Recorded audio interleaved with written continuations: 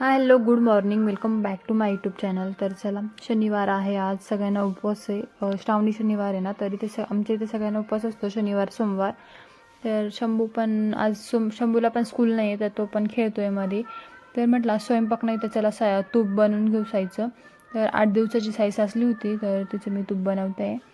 तर इथे तूप जास्त साईज जास्त पिवळी पण नाही दिसत आणि जास्त व्हाईट पण नाही दिसत आहे, कारण ते दुधांचं मिक्स साई येते त्यामुळे. आता इथे मी स्वच्छ धुवून घेते ते. त्याचं लोणी सगळं निघालेलं आहे पण ते मी आता स्वच्छ धुवून घेते. 2-3 पाण्याने धुवून घेतलं, त्यानंतर मग मी गॅसवर ठेवलं.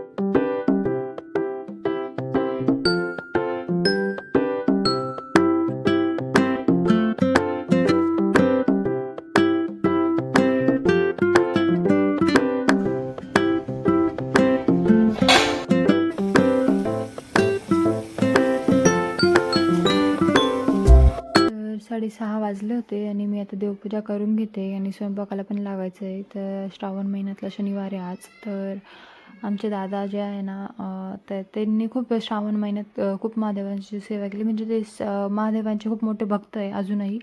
तर अजूनही ते सोमवार धरतात. आता त्यांचं वय 94 चालू आहे, तरी ते अजूनही महादेवाचे सोमवार करतात.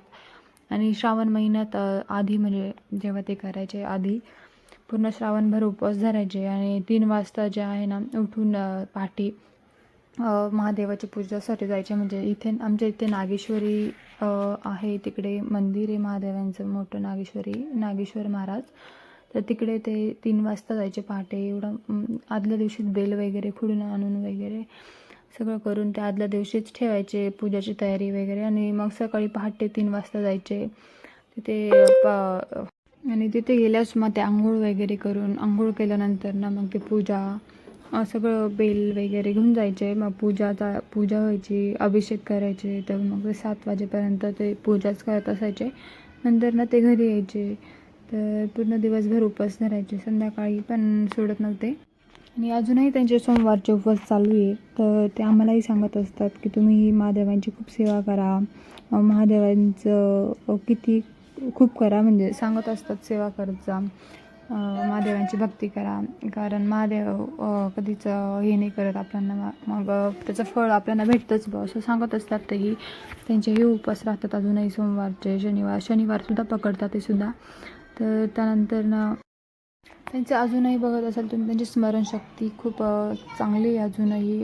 त्यांचा आवाज, त्यांची चालण्याची वगैरे पद्धत, सगळं अजून तसं आहे, तसंच आहे, फक्त महादेवांमुळे असं म्हणतात.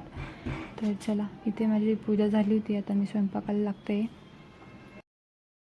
Hello good evening, welcome back to my YouTube channel. तर चला, इथे मी वरण लावलं. आज शनिवार होता, सर्वांना उपवास होते शनिवारचे, श्रावण महिन्यातलं शनिवार.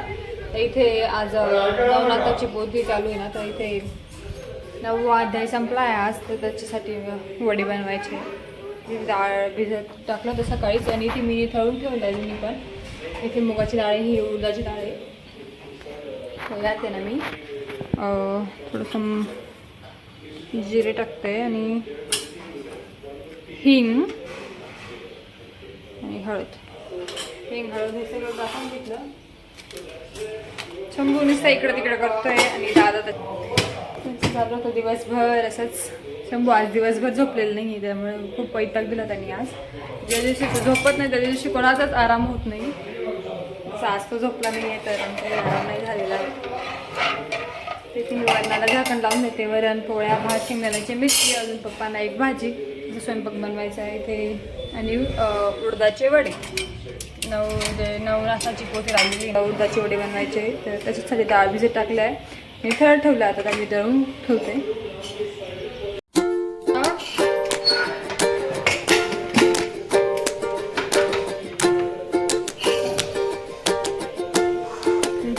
आईने किती डाळी टाकलेल्या आहे, उडदाची आणि मुगाची डाळ या दोन्ही. तर त्या दळून झाल्या आणि आई पीठ कालवत होता. आणि तर आमच्या घरातल्यांसाठीच टाकलं होतं, पण बघितलं ना किती टाकलं होतं. त्यांना अजिबात कमी चालत नाही. म्हणजे अचानक आमच्या तिथे 2-3 जरी माणसं आले ना ते सुद्धा इझिली जेवण करून जातील. रोजचा स्वयंपाक आमचा एवढा एक्स्ट्राचा असतो. तर इथे डाळीचं पीठ मळून झालं होतं. शंभूनी सगळा पावडरचा डबा खाली घेतलेला आहे, तुम्ही बघू शकता. असं एकटा एका रूममध्ये शांतता असली का तेव्हा तो काहीतरी वाढवा ठेवणं हे 100%.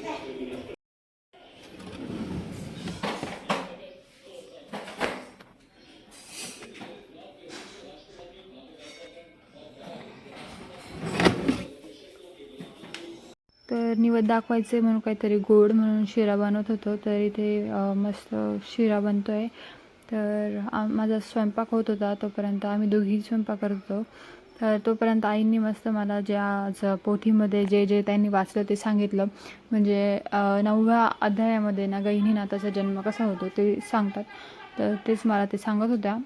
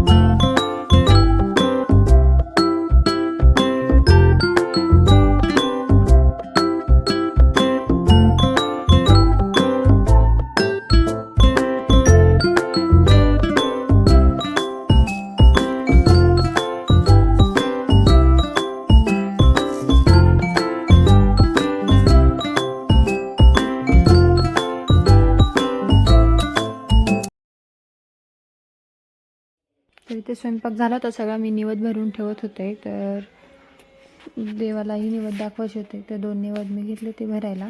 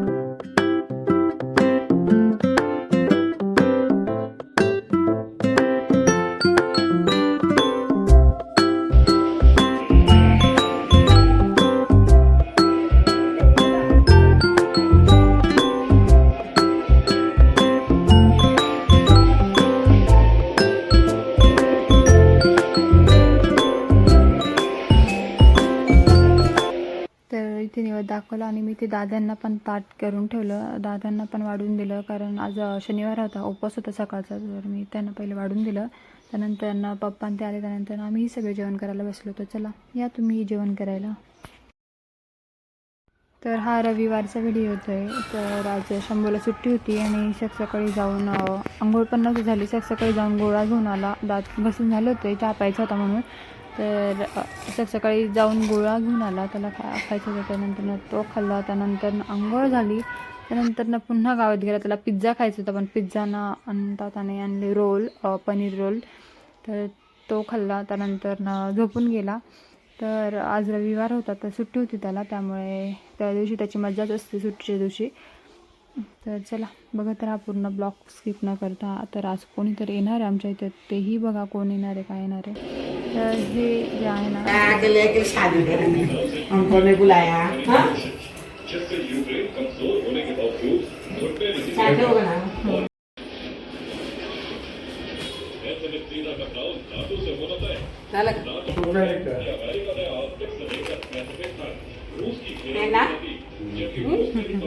क्या नाम है? सीमा सीमा तेरा नाम क्या है? तेरा नाम लेके आना जब चाहे हो.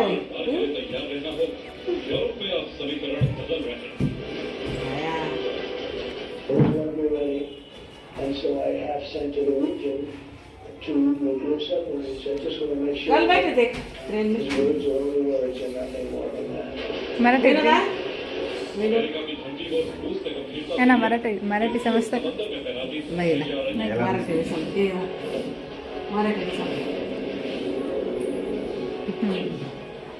पिशा का मला काय म्हणतो मावला चटवाला. नहीं ना नहीं क्यों पड़ गया.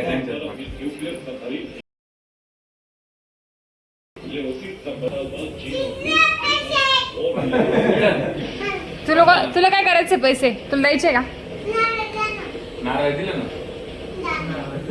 बोल ना, कोण आहे त्या?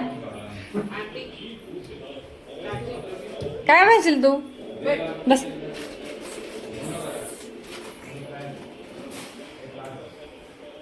तुम्हाला मराठी ये इसका बाप ये इसका बाप बच्चा पापा है ना. तुम्हारी भाषा सब आती. हाँ जो हमको लेना आया था ना तो बोलते थे वहाँ पर. सगळी भाषा शिकलाय तो त्या. हिंदी येतं का? हिंदी तो आती नहीं. राजस्थान में मारवाड़ी ज़्यादा बोलते हैं. मारवाडी का. तर हे जे आहे ना, हे प्रॉपर राहणारे राजस्थानचे, ते त्यांचं नवीनच लग्न झालेलं आहे, ते कालच आले इकडे सिन्नरला. तर घरी पण आले होते, मिस्टरांनी त्यांना घरी घरी बोलवलं होतं, तर ते आले होते आशीर्वाद घेण्यासाठी, कारण नवीन लग्न झालं होतं त्यांचं. तर आमचा जो गाळा आहे ना शेजारचा, तर त्याच्यामध्ये त्यांचं स्वीट आहे, गोकुळ स्वीट, तिथेच राहतात ते. तर काल आले होते, तर सांगत होत्या आमच्या इकडे कसं लग्न होतं, काय होतं. तर त्यांच्या इकडे ना मुलीकडच्यांना ना काहीच खर्च नसतं, म्हणजे मुलाकडचे असताना तेच सगळं करतात. म्हणजे मुलाकडचे जे आहे ना, तर ते त्यांना मुलीकडच्यांना म्हणजे त्यांच्या आईबापाला जे आहे ना 15 लाख रुपये देतात, आणि सगळं लग्न वगैरे दागिने सगळे तेच करतात मुलाकडचे. मुलीकडच्यांना काहीच खर्च नसतं, उलटं त्यांना 15 लाख रुपये द्यायला लागतात, तसं ते सांगत होत्या. आणि त्यांचं रजिस्टर झालं होतं, तर त्या आल्या होत्या घरी. छान आहे, चांगला गप्पा वगैरे मारत होत्या, मस्त स्वभाव पण छान आहे. तो इथे शंभू बघा कसा खेळतोय, त्याला मी ओरडत होते.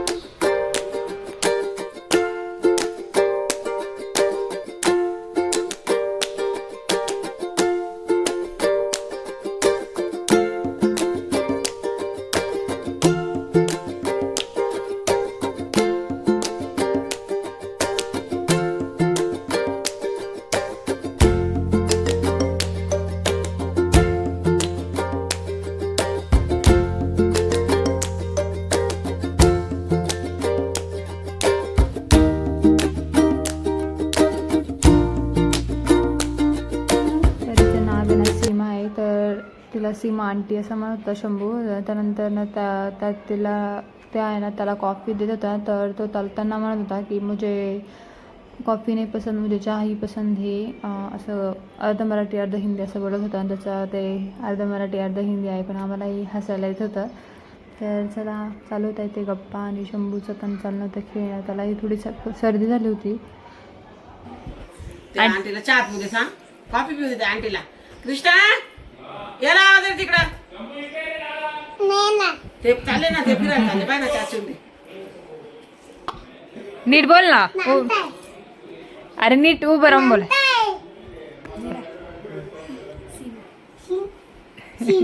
सीमा सीमा सीमा आंटी. सीमा आंटी.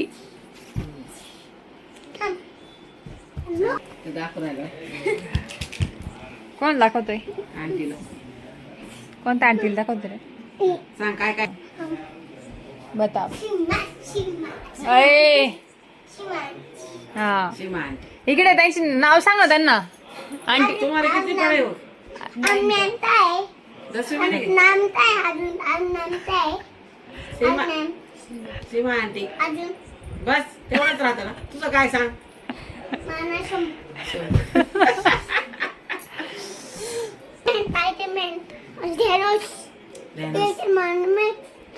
त्याचं नाही माहिती मला. त्यांनी माहिती का? अरे तो हाय फ्रँकलिन आहे तो. कॉफी घेतल्या. हा फ्रँकलिन आहे तो. हा खाना फॅन्टीन आहे का मग? बनाना आहे का बी? काय काय घेते जेवण करायला. हाँ हा? पक्का पक्का दे, पक्का. हाँ हाँ आता अच्छा आहे ना बरं का. Apa nih kira kami ada macam anjir, marah. हाँ जे होते आणखी एवढं हे, ससुर आहे तुम्हारे. खाना